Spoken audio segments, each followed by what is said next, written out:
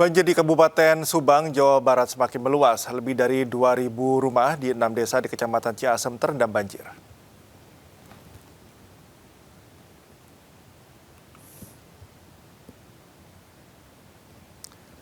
Ratusan rumah di perumahan Grand Texpia di Desa Ciasem Tengah, Kecamatan Ciasem, Kabupaten Subang, Jawa Barat terendam banjir. Bahkan akibat banjir yang datang dadakan di perumahan ini membuat banyak warga tidak bisa menyelamatkan harta bendanya. Tercatat lebih dari 2.000 rumah di 6 desa di Kecamatan Ciasem, Subang terendam banjir. Banjir paling parah terjadi di Desa Ciasem Hilir yang mencapai 1.000 rumah. Ketinggian banjir bervariasi mulai dari 50 cm hingga 1 meter. Sebagian warga kini mulai mengungsi di sebuah yayasan dan rumah tetangga yang lebih aman. Warga pun berharap bantuan segera datang mengingat harta benda mereka telah ludes diterjang banjir. Tahu saya pulang kerja udah kayak gini keadaannya. Ganti-ganti, Pak. Udah habis semua barang-barangnya, nggak ada yang tersisa. Nggak ada yang bisa diselamatkan. Nggak ada. Nggak ada yang bisa. Udah nggak bisa Akibat dari meluapnya dua sungai sebetulnya. Kemarin curah hujan yang sangat tinggi di wilayah barat yaitu Purwakarta, Pabuaran, dan Cipendei menyebabkan Kali Cijengol itu meluap. Kemudian dibukanya pintu air ini tentunya berakibat kepada luapan di perumahan Grand Texpia. Sudah 2 pekan banjir di Kabupaten Pati, Jawa Tengah belum juga surut. Ketinggian banjir mencapai 1 meter membuat warga harus mengevakuasi hewan ternak mereka.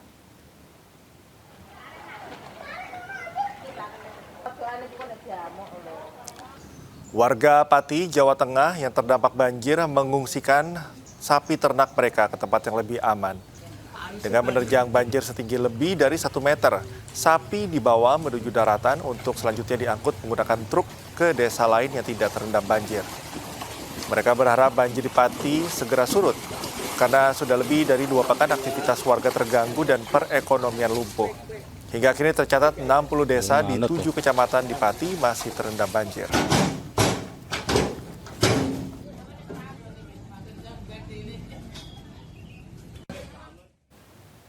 Banjir bandang kembali menerjang lokasi wisata Guci di Kabupaten Tegal, Jawa Tengah pada Sabtu pagi. Sejumlah kolam pemandian air panas dan 3 jembatan lulu lantah diterjang banjir bandang usai diguyur hujan seharian. Musnah Panjuran 13. Sapos-pose semuanya. Inilah rekaman video amatir warga beberapa saat usai banjir bandang menerjang Taman Wisata Alam Pancuran 13 Guci di Desa Guci, Kecamatan Bojong, dan Desa Rembul, Kecamatan Bumi Jawa, Kabupaten Tegal, Jawa Tengah, Sabtu pagi. Derasnya aliran Sungai Gung meluluh lantakan sejumlah kolam renang dan kolam rendam air panas, serta 3 jembatan di kawasan wisata Guci. Meski kerusakannya cukup parah, namun tidak ada korban jiwa. Sementara untuk penanganan darurat, Pemkab Tegal akan membangun jembatan bale untuk memudahkan aktivitas masyarakat dan wisatawan. Kondisi yang sekarang terjadi mungkin lebih berat daripada yang dulu pada saat awal Januari ya, akhir Februari ya, akhir Desember menjelang tahun baru. Kondisi yang dulu mungkin masih ringan karena hanya di aliran sungai saja dan hanya Pancuran 13 yang rusak, tapi yang terjadi sekarang ini ternyata lebih besar. Jembatan yang di Curug Cidor hilang, terus yang di 13 juga hilang, dan ini kami merasa prihatin dengan keadaan yang ini. Ini adalah yang kedua kalinya pasca banjir bandang akhir tahun lalu. Masyarakat menduga banjir terjadi akibat alih fungsi lahan di perbukitan lereng Gunung Slamet. Pasalnya, hutan lindung kini berubah menjadi lahan pertanian sayur mayur. Dari Tegal, Jawa Tengah, Yunibar iNews melaporkan. Pemirsa, normalisasi Sungai Aek Doras di Kota Sibolga, Sumatera Utara terus dipercepat sebagai upaya pemulihan infrastruktur sumber daya air pasca bencana.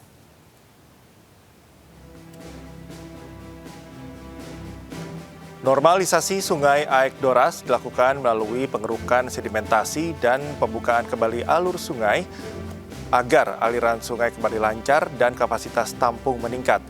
Pendangkalan sungai terjadi akibat tumpukan material sedimen pasca banjir yang menghambat aliran dan berpeluang menimbulkan limpasan saat hujan lebat.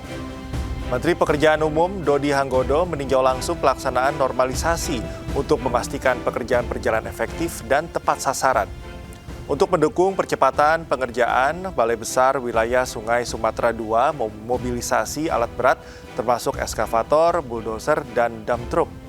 Upaya ini diharapkan dapat menurunkan resiko banjir sekaligus memberikan rasa aman bagi masyarakat di sekitar Sungai Aek Doras.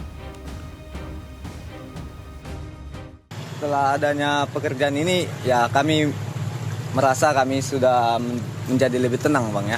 Karena pekerjaan sudah dimulai dan sungai juga sudah mulai dalam, Bang. Oke, harapannya Bang? Harapan saya sih kedepannya gak ada lagi bencana seperti ini supaya rumah-rumah warga juga aman, warga juga tenang hidup di sini, Bang. Sebulan lebih pasca banjir bandang dan longsor di Kabupaten Tapanuli Tengah, pemerintah daerah mengebut percepatan pemulihan dengan fokus pembersihan material bencana dan penyediaan hunian sementara bagi warga terdampak.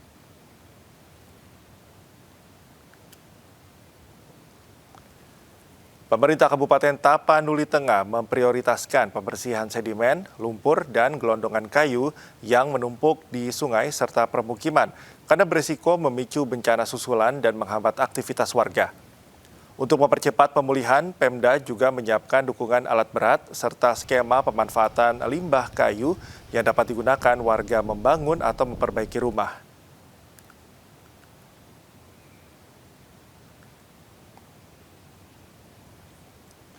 Sementara itu, sebanyak 256 unit hunian sementara ditargetkan rampung sebelum Lebaran dengan penentuan lokasi yang tetap dekat dari desa asal warga. Percepatan pemulihan ini diharapkan tidak hanya memulihkan akses dan aktivitas warga, namun juga memastikan pengungsi segera menempati hunian sementara sehingga tidak terus berada di tenda darurat pasca bencana.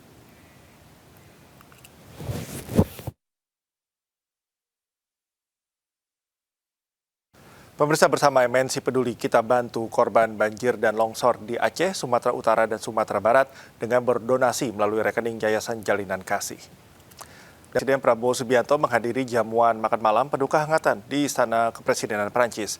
Presiden Prancis Emmanuel Macron menyebut pertemuan ini memperkuat kemitraan strategis antara Indonesia dan Prancis.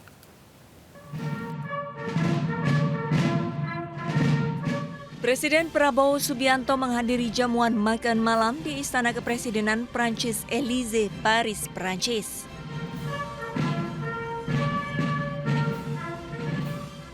Presiden Prabowo disambut oleh pasukan jajar kehormatan, kemudian disambut hangat oleh Presiden Prancis Emmanuel Macron. Kemudian keduanya menuju Le Salon des Portraits untuk menikmati makan malam bersama usai menghadiri World Economic Forum di Davos, Swiss. Dalam kesempatan ini, keduanya juga membahas isu-isu global.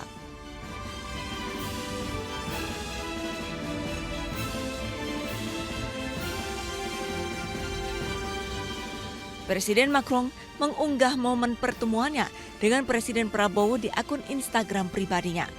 Ia menulis pertemuan ini semakin memperkuat kemitraan strategis antara Indonesia dengan Perancis.